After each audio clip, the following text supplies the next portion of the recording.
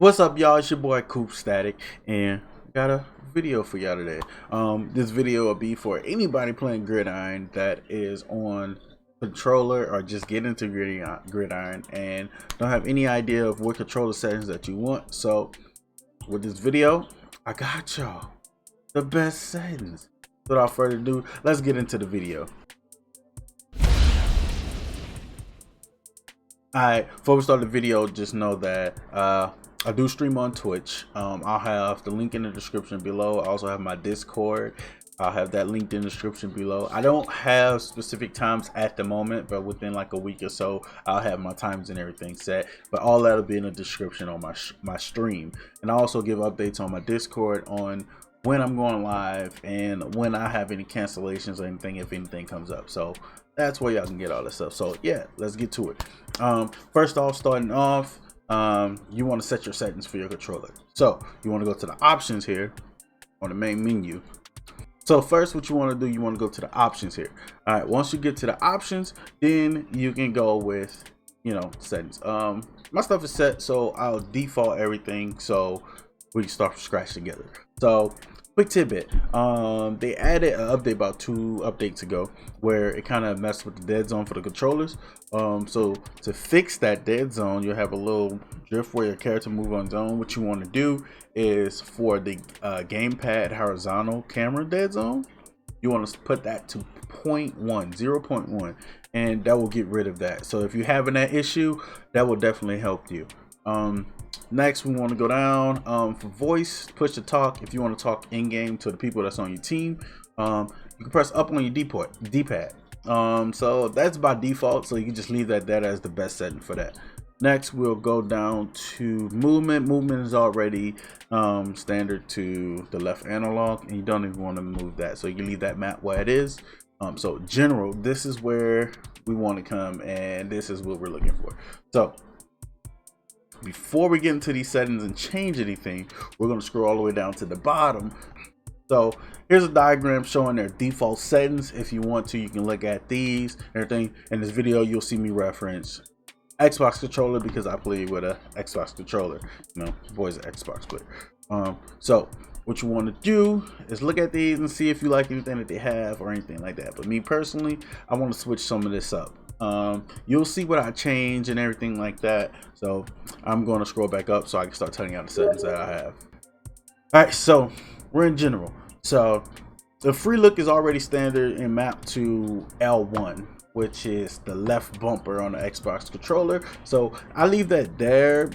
That's something you don't use. I don't use it too much. It's kind of wonky when you try to use that on a controller, so it's kind of pointless to use that one. So we'll just leave that map where it is because that is a good spot for it. To throw the ball, it's mapped to R2. For me personally, my R2, I use that to sprint. So for this, you can throw and block with this one. So I'm going to switch that to my right bumper, which is my R1. I feel like it's better there. It's easier to use there, and it's easier to use that more in that sense. Your aim is set to L2, which is something I'll leave the same as well, because most times when I play shooters, it's just like second nature to aim in with my L2. I wish they would have an update or something where you can hold that, but you only can toggle it. So once you press it, it's on. You gotta press it again to turn it off. So it's to my L2. So we'll leave that the same. Now, since I changed my sprint button, I put my sprint to R2, which is left trigger on Xbox controller. I mean, it's second nature. Any sports game or anything you play, say Madden, 2K, usually you sprint with that button, and it's like second nature, so automatically put it there. So that'll be my sprint button. Now as far as the jump, you can leave that at the A button. Slide, you can leave that at the B button. That is a good spot to have that. You can only slide while sprinting, and when sliding, you can only slide if you have 30% of stamina to use. So that's something to keep in mind. To dive, now this is where it gets a little tricky. They have dive as Y. Me personally, I prefer that at X. Another second nature type thing, just playing stuff like Madden and everything like that. You could dive, press an X, but it's a little bit better having it there instead of pressing Y to do that, and it's easier to get to that button. So we're gonna leave that at X. We're gonna switch it to X. So your emo is left on the D-pad. I think that's a good spot to have that as well. And this is where it comes to some fun stuff. So to snap the ball to interact, and so interact is more hand. You don't really interact with too much, but snap the ball, that's how you do that. So I'm going to set that to Y, makes it a little simple. And to hand off, I'm going to set that to Y as well with that button, because literally after you hand off, you don't use Y. I mean, after you snap the ball, you don't use Y at all for anything else. So it's better to just use that as the handoff button as well. So scroll down a little more, you got 3 more settings. To toggle first person, I don't really use that too much. I have it already set to where I want that, but a good spot to put that is select. That way, you know, it's like second nature. Well, not second nature, I wouldn't say that. It's more of a, it's on the select area to where, you know, if you want to change between first person or whatever, if you want to toggle, you can do that. That only goes for the aiming in when you're QB.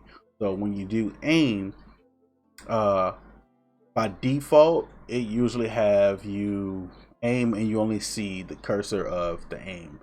And then as far as the third person, I mean outside of first person, you'll see like over the shoulder of your character.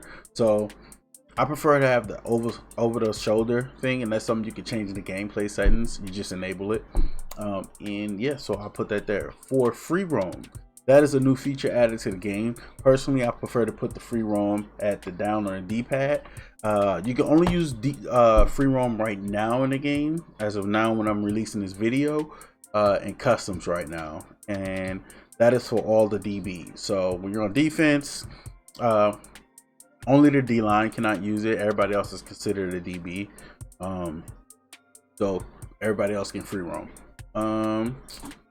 And I believe that is the settings for it. So these are the best settings that I personally believe works for the game. If you guys have anything better, or y'all have any other settings that y'all think work best, leave a comment. Let me know. Let me see what y'all setups is. I'll try y'all setups, and maybe we could do a video on me trying out different setups that everybody else have for their controllers. So like, subscribe, leave some comments, man. Let me know what y'all think. The video was helpful, and I appreciate y'all, everybody who's in the stream, everybody who came to support. I appreciate y'all as well. So let's start this YouTube thing off right.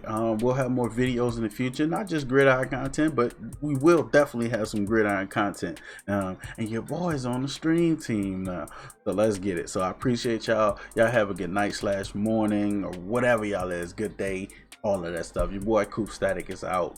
Peace.